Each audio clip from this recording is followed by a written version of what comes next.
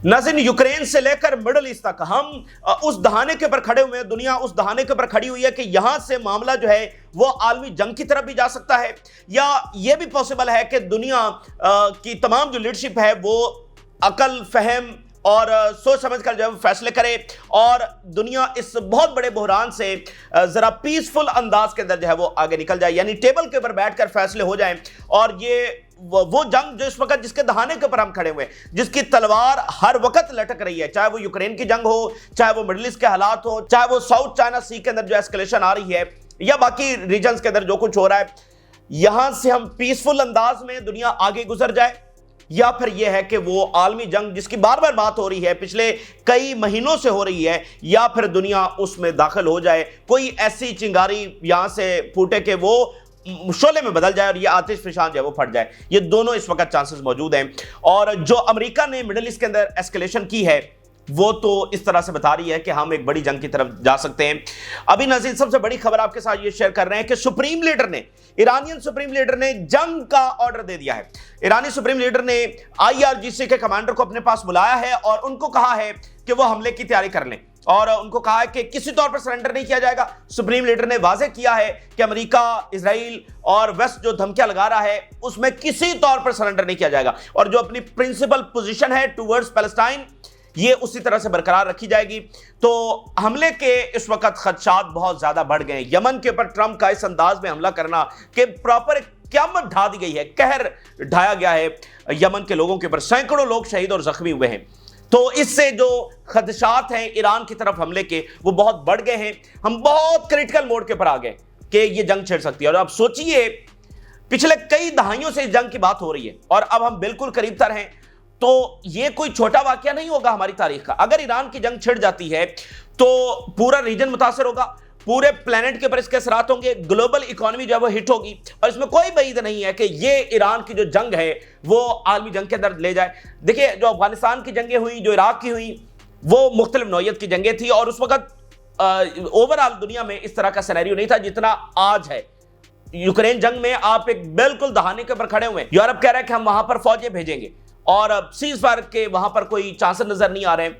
तो आप ओवरऑल एक ऐसे सिनेरियो के अंदर खड़े हुए हैं कि ईरान जैसी बड़ी जंग है, इसमें कोई बईद नहीं है कि वो आपको आलमी जंग की तरफ जो है वो लेकर जा सकती है। और जंगी मशकें हो रही हैं, मुकम्मल तैयारी जो है वो ईरान की जानिब से की जा रही है। तो अभी सुप्रीम लीडर ने बाकायदा बुलाकर ये कह दिया है कि रिस्पॉन्स की तैयारी कर लें। अगर अटैक होता है तो इसको डिक्लेरेशन ऑफ वॉर कहा जाएगा, इसको सिर्फ एक एयर स्ट्राइक नहीं कहा जाएगा ईरान के ऊपर, इसको बाकायदा हम डिक्लेरेशन ऑफ वॉर के ऊपर देखेंगे। और रूस ने हंगामी कॉल की है अमेरिका को, रूस खुलकर मदद को आ गया है यमन की, और अमेरिका को कॉल करते हुए फौरी यमन के ऊपर हमले बंद करने को कहा है। चीन की मुकम्मल इन्वॉल्वमेंट जो है वो इसमें हो रही है। सख्त तरीन रद्देमल ईरान रशिया का यमन पर हमले के हवाले से आया है, और ईरान ने अपना जो एयर डिफेंस है उसको भी अपग्रेड किया है। और शाम में जो दुरूज का फैक्टर है वो बहुत ज्यादा हसास नोयत जो है वो इख्तियार करता चला जा रहा है। और अमेरिका की जो नई पॉलिसी आई है एयर स्ट्राइक करने के लिए वो और भी डेंजरस है। इस नई पॉलिसी के तहत ये रिस्ट्रिक्शन हटा दी गई है कि अगर अटैक करना है, अगर एयर स्ट्राइक करनी है तो व्हाइट हाउस से इजाजत ली जाए। ये रिस्ट्रिक्शन खत्म कर दी गई। यानी मिडिल ईस्ट में अगर सेंटकॉम के कमांडर एयर स्ट्राइक का फैसला करते हैं, या कोई और मिलिट्री लीडर किसी भी रीजन में हमला करने की, एयर स्ट्राइक करने की कोई फैसला करता है, तो उसको जरूरी नहीं कि व्हाइट हाउस से पूछे, वो बस हमला कर दे। ये इंतहाई खतरनाक बात है, क्योंकि देखिए, जो मिलिट्री लीडरशिप होती है वो अलग अंदाज के अंदर देखती है, पॉलिटिकल लीडरशिप अलग अंदाज के अंदर देखती है। बहुत सारे प्रपोजल मुख्तलिफ रीजन से, मिडिल ईस्ट से जाते हैं व्हाइट हाउस एयर स्ट्राइक करने के लिए, लेकिन व्हाइट हाउस उसको रिजेक्ट कर देता है। क्योंकि आप वाज़ेह फर्क समझ सकते हैं कि पॉलिटिकल लीडरशिप और मिलिट्री लीडरशिप के अंदर कितना फर्क होता है। मिलिट्री कह रही होती है कि यहां पर हमला बहुत जरूरी है, और पॉलिटिकल लीडरशिप कह रही होती है कि वो इसको रिजेक्ट कर देती है। तो अगर ये सारा ही फैसला मिलिट्री लीडरशिप के ऊपर छोड़ दिया जाए तो फिर तो मामलात और ज्यादा खराब होंगे। तो इसलिए ये जो ट्रंप ने नई पॉलिसी अप्रूव की है कि व्हाइट हाउस से इजाजत लेने की जरूरत नहीं, अगर हमला करना है तो कर दो, तो ये इसको बहुत खतरनाक अंदाज में पूरी दुनिया में देखा जा रहा है। ये मजीद डेंजरस है, डेंजरस माहौल के अंदर एक नई डेंजरस एडिशन है। तो ये तमाम तफसीलात हम आपके सामने रखते हैं। नाज़रीन, बड़ी ही सख्त मजम्मत ईरान और रशिया की जानिब से आ रही है। ये दुनिया के दो ऐसे मालिक हैं जिन्होंने इस वक्त मजम्मत की है। और रूस के वजीर खारजा ने, सर्जेई लेवरोव ने हंगामी तौर पर अमरीकी सेक्रेटरी ऑफ स्टेट को कॉल किया इससे आप अंदाजा लगा सकते हैं कि रशिया किस हद तक यमन के साथ खड़ा हुआ है। और जगहों पर भी स्ट्राइक्स होती हैं, तो क्या रशिया इस तरह से कॉल करता है? तो रशिया के फॉरेन मिनिस्टर ने हंगामी कॉल की और मार्को रूबियो को कहा कि ये हमले जो हैं वो बंद होने चाहिए। Iran and Russia condemn the US led aggression on Yemen and Lavrov in a call with Rubio stress the need for immediate halt to the use of force against Houthis. America दहशतगर्द कह रहा है, world security के लिए खतरा बता रहा है। रशिया, देखिए रशिया चाइना के इकदाम बिला वजह नहीं होते हैं। रशिया ने कॉल की है और कहा कि फिल फॉर यमन के खिलाफ जो हमले हैं वो बंद किए जाएं और ये जो फोर्स इस्तेमाल की जा रही है इसको फिल फॉर जो है वो रोका जाए। तो ये गैर मामूली बात है। रूस की मुकम्मल सपोर्ट, और इसमें ये माइंड में रखें चाइना इसमें मुकम्मल तौर पर इन्वॉल्व है। रूस और चाइना की एक स्ट्रेटजी है, कहीं पर चाइना आगे होता है रूस पीछे होता है, कहीं पर रूस आगे होता है और चाइना पीछे होता है। मिडिल ईस्ट में ये स्ट्रेटजी है, रूस सामने है, चाइना पीछे खड़ा है। एक एक जगह पर चाइना इन्वॉल्व है, वो सऊदी अरेबिया हो, वो सीरिया हो, वो हिजबुल्लाह हो, वो हमास हो, वो हुतीज हो, एक एक जगह पर चाइना जो है इस वक्त इन्वॉल्व है। और फिर जो चाइना की पॉलिसी है कि उसने अमेरिका को एशिया में कन्फ्रंट करना है, तो ये उसी पॉलिसी के तहत होना है ना। देखिए यहां रेड सी से चाइनीज जहाज गुजरते रहे, अमेरिकी जहाज नहीं गुजर सके। और पिछले कुछ 2-3 हफ्ते पहले ट्रंप इंतजामिया ने इस बात को मेंशन किया और पिछली इंतजामिया भी करती रही है कि चाइनीज जहाज यहां से गुजर रहे हैं और हमारे जहाजों को नहीं गुजरने दिया जा रहा। ठीक है, ये अभी इस इंतजामिया ने भी आकर बात की है। तो देखिए यमन चीन का एलाय है और यमन जो है चीन के लिए सिक्योरिटी फराहम कर रहा है। मतलब अमेरिका के जहाज नहीं गुजर रहे हैं और चीन के जब यहां पर गुजर रहे हैं। तो अगर आप देखें तो ये जो यमन का सारा मामला है या इससे आगे ईरान के ऊपर हमला होना है अगर बिलफर्ज, तो इसको आप ये जो चाइना और अमेरिका की लड़ाई है उससे अलग करके नहीं देख सकते हैं। यानी ये जो कुछ शुरू हो गया है, आप ये समझिए कि असल हदफ चीन है, लेकिन वो चाइना के जो एलायज हैं उनको हिट करना शुरू हो गए हैं। ये असल तबले जंग चीन और अमेरिका के दरमियान बच चुका है, जिसमें अमेरिका चीन के इत्तेहादियों पर हमले करना शुरू हो चुका है। कहीं सैंक्शंस लगा रहा है, कहीं मैक्सिमम प्रेशर, कहीं उनको सरेंडर करने पर मजबूर कर रहा है। यमन के ऊपर उसने डायरेक्ट अटैक कर दिया है, ईरान पर हमला करने की तरफ वो आगे बढ़ रहा है। तो चीन इसमें पीछे रह ही नहीं सकता है, क्योंकि ये असल जंग चीन के खिलाफ लड़ी जा रही है, जो हम पीछे एक तफसीली वीडियो में आपको सारा बता चुके हैं कि अब जो मैदान जंग बनेगा वो एशिया बनेगा। पिछले कई हफ्तों से हम बात कर रहे हैं और उसमें चीन ने अपना ये पॉलिसी शिफ्ट किया है कि जहां जहां पर अमेरिका मुदाखलत करेगा, चीन वहां वहां पर उसको कन्फ्रंट करेगा। ये जो बीजिंग में परसों मुलाकात हुई है और वहां पर ईरान और उनको बुलाकर कहा गया कि हम ईरान के साथ खड़े और सैंक्शंस हटाए जाए और थ्रेट ऑफ फोर्स जो है उसको इससे बाज रहा जाए, तो ये चीन की इन्वॉल्वमेंट नहीं है तो और क्या है। ईरान का तो न्यूक्लियर बहुत पुराना है, ये कोई नई बात तो नहीं है। तो ये है चीन की इन्वॉल्वमेंट। तो रशिया ने कॉल की, चाइना इसमें मुकम्मल तौर पर इन्वॉल्व है, चाहे वो मिलिट्री सपोर्ट हो, चाहे वो डिप्लोमेटिक सपोर्ट हो, हर तरह से चीन और रशिया यहां पर खड़े हैं यमन के सपोर्ट के लिए और रेजिस्टेंस ग्रुप्स के लिए। ठीक हो गया। ईरान के फॉरेन मिनिस्टर के जो अल्फाज आए हैं वो मैं आपके सामने रखना चाहता हूं। बड़े पेन के अंदर बड़े सख्त तरीन अल्फाज उन्होंने अमेरिका के लिए इस्तेमाल किए और उसमें उनका पेन देखा जा सकता है। Stop your support for Israeli genocide, stop killing the Yemeni people. ये ईरान के फॉरेन मिनिस्टर ने अमेरिका को पैगाम जारी किया है, सख्त तरीन मजम्मत की है। आप मुझे बताइए इस्लामी दुनिया में कौन सा ऐसा मुल्क है और पूरी दुनिया में कौन सा ऐसा मुल्क है जो अमेरिका के खिलाफ ऐसा बयान जारी कर सकता है? अरब वर्ल्ड में मुझे बताइए कौन सा ऐसा मुल्क है जो ऐसा बयान जो जारी कर सकता है? More than 60,000 Palestinians have been killed and the world holds America fully responsible. मतलब पेन देखा जा सकता है, गुस्सा देखा जा सकता है। मासूम लोग यहां पर यमन में शहीद हो गए और वो कह रहे हैं कि जो 60,000 वहां उस 60,000 से ज्यादा पैलेस्टाइन के अंदर शहीद हुए हैं उसका भी जिम्मेदार आप हैं। And US British aggression against Yemen comes in support of the genocide against Palestinian people. और ये उस जेनोसाइड को जारी रखने के लिए उस सपोर्ट के अंदर जो है वो ये हमला जो है वो किया गया है। अब नाज़रीन बड़ी खबर ये है कि सुप्रीम लीडर ने जो आईआरजीसी के कमांडर हैं उनको बुलाया है। आईआरजीसी सबसे बड़ी फोर्स है। आईआरजीसी के कमांडर को बुलाया है और उनको कहा है कि जंग की तैयारी कर लें, हमला होने जा रहा है, बहुत ज्यादा इसके खदशात हैं, तो आप जवाबी हमले की तैयारी कर लें, जंग की प्रॉपर तैयारी कर लें। ईरानियन आर्मी के जो कमांडर हैं उनका जरा स्टेटमेंट देखिए। The supreme leader emphasised the need to be prepared to respond the threats and we have developed plans accordingly. उस मुताबिक हम प्लान कुछ बना चुके हैं, कुछ मजीद बना रहे हैं सुप्रीम लीडर ने कहा है कि रिस्पॉन्स की तैयारी कर ली जाए। ठीक है, ये देखें बहुत ही क्रिटिकल मोड है जिसके ऊपर हम खड़े हैं। ईरान के सुप्रीम लीडर कह रहे हैं कि तैयारी कर लो रिस्पॉन्स की। भाई हमला तो हुआ नहीं है, तो देखें हमला होने जा रहा है ना, उसके खदशात बहुत ज्यादा हैं। यमन पे अटैक करके अमेरिका ने मैसेज ईरान ही को कन्वे किया है, और अभी 3 दिन पहले तो ट्रंप ने लेटर भिजवाया है ईरान को कि सरेंडर करो नहीं तो जो है वो हम अटैक करेंगे, और इधर यमन के ऊपर अटैक कर दिया है। तो वो मतलब आप कह लें कि देखें अगर ईरान के ऊपर अटैक होता है तो कितनी लंबी बात होगी, 1 घंटे में ये सारा ऑपरेशन होना है। तो इसलिए आप जो है ना वो गफलत में नहीं बैठ सकते, प्रॉपर उन्होंने कहा कि जंग की तैयारी कर ली जाए। तो उनके पास ये बात आ चुकी है ना कि 70% चांसेस है हमला होने के, 100% तो कोई भी नहीं जानता, लेकिन जंग की तैयारी का उन्होंने ऑर्डर कर दिया। आप देखिए क्या यूएई ने बुलाकर अपने कमांडर को कहा कि जंग की तैयारी कर लें, या सऊदी अरेबिया ने कहा है? किसने कहा है? जिनके ऊपर हमला होने जा रहा है वही कहेंगे ना कि तैयारी पकड़ लो। इसके अलावा कुछ और स्टेटमेंट्स देखिए। We warn our enemies that any threat that becomes an act will be met with a firm, decisive and devastating response from us. हम खबरदार कर रहे हैं कि अगर तुम्हारी धमकियां एक्शन के अंदर बदल गई, एक्ट के अंदर बदल गई, अग्रेशन के अंदर बदल गई, यानी जो अमेरिका कह रहा है या इजराइल कह रहा है कि हमला करेंगे, अगर हमला कर दिया तो फिर ये याद रखना हमारा जो जवाब होगा वो बहुत डिसाइसिव होगा, बहुत डिवास्टेटिंग होगा, तबाही मचा के रख देंगे हम। और ईरान ने पहले भी कहा है कि अगर हमारे ऊपर जंग मुसल्लत की गई तो पूरा जो मिडिल ईस्ट है वो इस जंग के अंदर ड्रैग हो जाएगा, और जो है वो ग्लोबल इकोनॉमी हिट होगी, और हम इजराइल का हशर नशर कर देंगे, और अमेरिका जो है वो हमारे निशाने के ऊपर होगा। ये ईरान वाज़ेह कर रहा है। तो देखिए ये ईरान की ताकत ही है जो अभी तक अमेरिका और इजराइल को रोके हुए।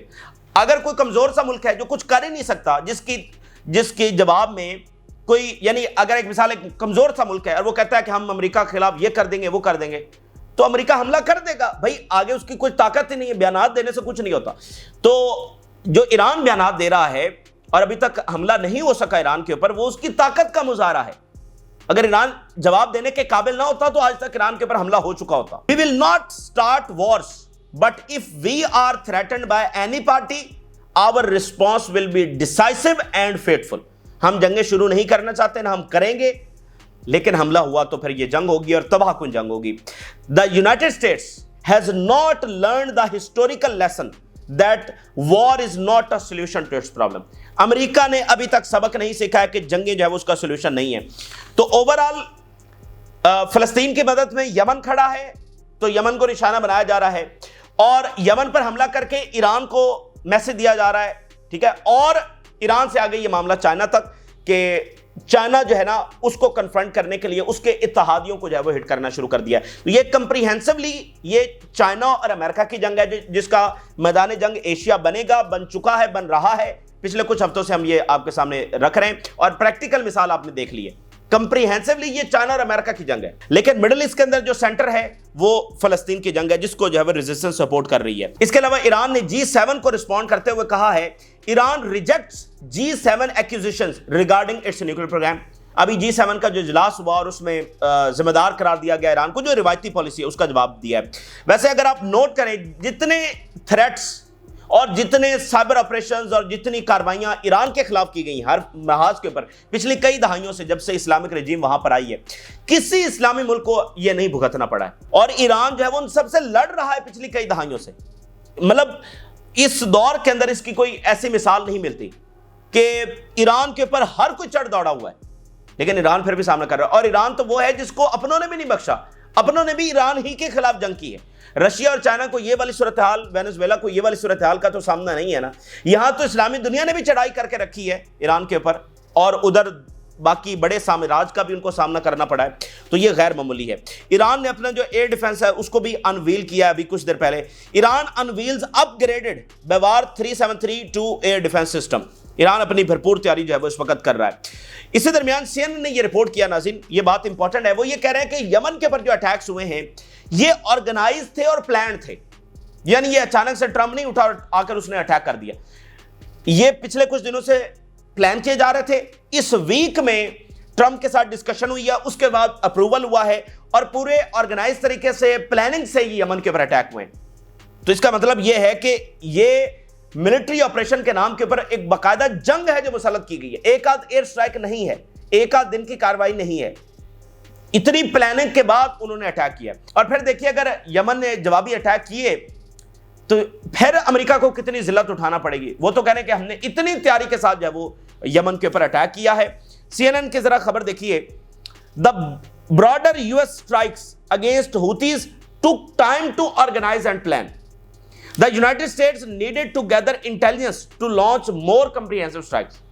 हम मजीद जो इंटेलिजेंस है वो इकट्ठी करेंगे और मजीद कंप्रीहेंसिव हमले जब यमन के ऊपर करेंगे, ये अमेरिका कह रहा है। तो बात ये है कि नाज़रीन, जो 5-7 दिनों की भी अगर जंग होती है तो उसको भी जंग ही कहा जाता है, ठीक है। अब जैसे अमेरिका ने इतना बड़ा अटैक यमन के ऊपर कर दिया तो आप इसको एयर स्ट्राइक कहेंगे, इसको आप जंग कहेंगे जो यमन के ऊपर मुसल्लत की गई है।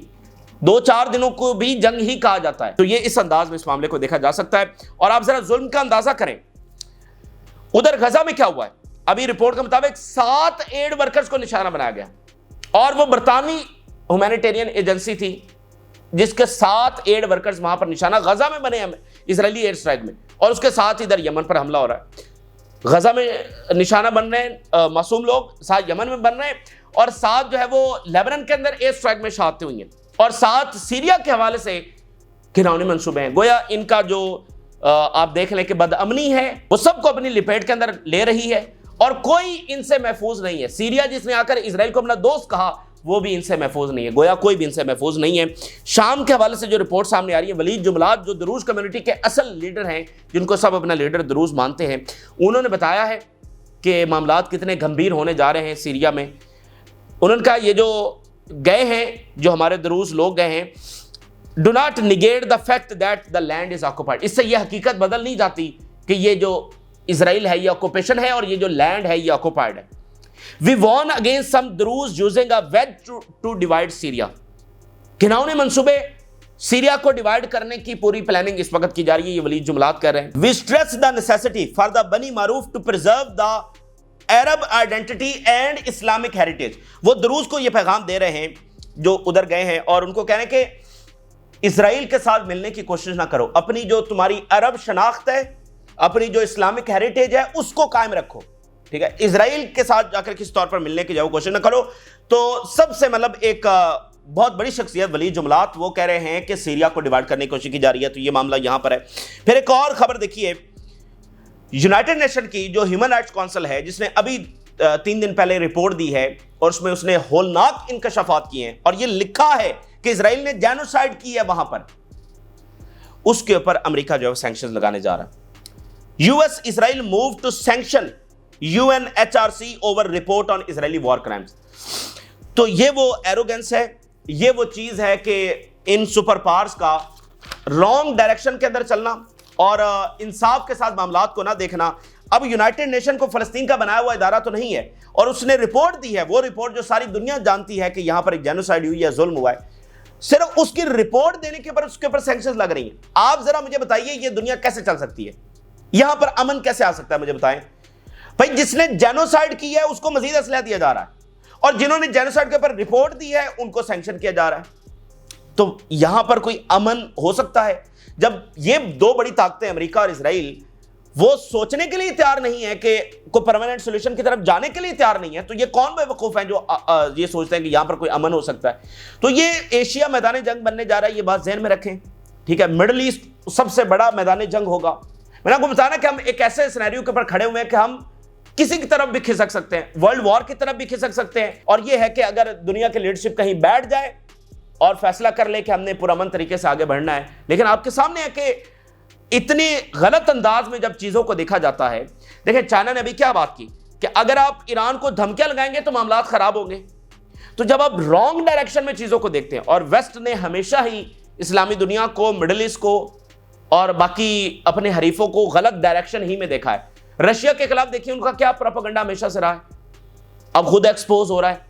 रशिया को सबसे बड़ा विलन बताते हैं, चाइना को सबसे बड़ा विलन बनाते हैं, जिसने पिछली कई दहाइयों से कोई जंग ही नहीं की है, वो दुनिया का सबसे बड़ा विलन इस वक्त बना हुआ है। और ये जो पिछली कई दहाइयों से और मजीद पीछे चले जाएं तो कई सदियों से जंगे ही जंगे करते चले आ रहे हैं, ये दुनिया की अमन के जामिन है, ठीक है। तो ये रॉन्ग है। तो यूनाइटेड नेशन की ह्यूमन राइट्स काउंसिल, लेकिन आप फिर देखिए दुनिया के लोग कैसे खड़े हो रहे हैं। यूएन की जो ह्यूमन राइट्स काउंसिल है वो एक और रिपोर्ट लेकर आने जा रही है। इजरायली मीडिया रिपोर्ट कर रहा है कि Israel fears a UN human rights council led initiative to promote a new criminal investigation mechanism against Israel. ये सैंक्शन करने जा रहे हैं, वो एक और रिपोर्ट जो वो लेकर आ रहे हैं। मैं आखिर में नाज़रीन सिर्फ दो स्टेटमेंट्स है वो आपके सामने रखता हूं, उससे आपको अंदाजा होगा कि ये जो भी मंसूबे बना लें, ये जो भी अग्रेशन कर लें, ये इबरतनाक शिकस्त खाएंगे। इजराइल का डूबता बेड़ा ये नहीं बचा सकेंगे। इनका अग्रेशन तो किसी तौर पर नहीं ये डूबता बेड़ा नहीं बचा सकता। इजरायली आर्मी चीफ जो अभी 3 मार्च को रिटायर हुआ है, जिसने वो सारी जेनोसाइड के अंदर जिम्मेदार रहा है, इसकी जरा 2 स्टेटमेंट्स देखिए। I have no choice but to praise Hamas for the deception they penetrated. Hamas has managed to anesthetize us through protest, disruption of public order and humanitarian issues. अंदाजा कर लें, वो कह रहे हैं कि मेरे पास कोई ऑप्शन नहीं है और मैं हमास की तारीफ करता हूं कि जैसे वो हमारे खिलाफ जंग लड़ रहे हैं, एक तो मिलिटरीली, दूसरा हमारा जैसे पब्लिक ऑर्डर खराब कर दिया है, जैसे यहां पर प्रोटेस्ट के ऊपर प्रोटेस्ट हो रहे हैं और हमारे अंदरूनी तौर पर इख्तलाफात पैदा कर दिए हैं, हमें डिवाइड करके रख दिया है, जैसे वो पेनिट्रेट कर गए हैं हमारे अंदर। तो वो कह रहे हैं मेरे पास इसके सिवा कोई चारा नहीं, मैं उनकी तारीफ करूं। तो ये हमास को खत्म करने जा रहे थे और हमास की कैपेबिलिटी देखिए। ये जो होता है ना किसी सोसाइटी के अंदर पेनिट्रेट करना, साइकोलॉजिकल वॉरफेयर लड़ना, ये हम पहले भी आपको बता चुके हैं, ये सिर्फ चंद बड़ी ताकतें ही लड़ सकती हैं जिनके पास हायर कैपेबिलिटीज होती हैं, जिनके पास मीडिया मशीनरी होती है, जिनके पास सारे रिसोर्सेज होते हैं। और भाई गजा के लवारिस सुरंगों में बैठने वालों के पास कौन से रिसोर्सेज हैं, लेकिन फिर भी वो पेनिट्रेट कर गए। तो ये क्या मिलिट्री माइंड्स हैं जो गजा के अंदर बैठे हुए हैं। और आज उनका आर्मी चीफ जिसने पूरी जारियत की है, जेनोसाइड की है, वो कह रहा है कि मेरे पास कोई ऑप्शन ही नहीं है। तो ये इस वक्त बुनियादी चीज है। अमेरिका ऐसे एग्रेशन करके, अब मुझे बताइए क्या ऑन ग्राउंड कुछ बदल गया? क्या इजराइल के अंदरूनी इख्तलाफात बदल गए? क्या इजराइल स्ट्रेटेजिकली कोई विक्टोरियस हो गया? क्या यमन और हुतीज और हिजबुल्लाह ने सरेंडर कर दिया है? क्या इजराइल की हेजेमनी कायम हो गई है? तो इससे कुछ भी नहीं होगा। ये सिर्फ वो एरोगेंस का इजहार है, ठीक है, कि वो मौजूदा रियलिटी को समझने के लिए तैयार नहीं है कि इजराइल जंग हार चुका है, उसको अमन की तरफ बढ़ना चाहिए, फलस्तीनी रियासत की तरफ बढ़ना चाहिए। वो अपनी इस एरोगेंस में इस रियलिटी को देखने के लिए तैयार नहीं है। ये बुनियादी तौर पर चीज़ है और हमेशा से ये एरोगेंस ही है जिसने जगह जगह जंगें छेड़ी हैं। तो ये इस वक्त की ताज़ा तरीन तफसीलात हैं। वेट करें कि यमन का रिस्पॉन्स कब आता है। बड़ी तैयारी वहाँ पर भी हो रही है। आप राज रोका करें। फिलहाल के लिए इजाज़त दीजिए। अल्लाह हाफ़िज़।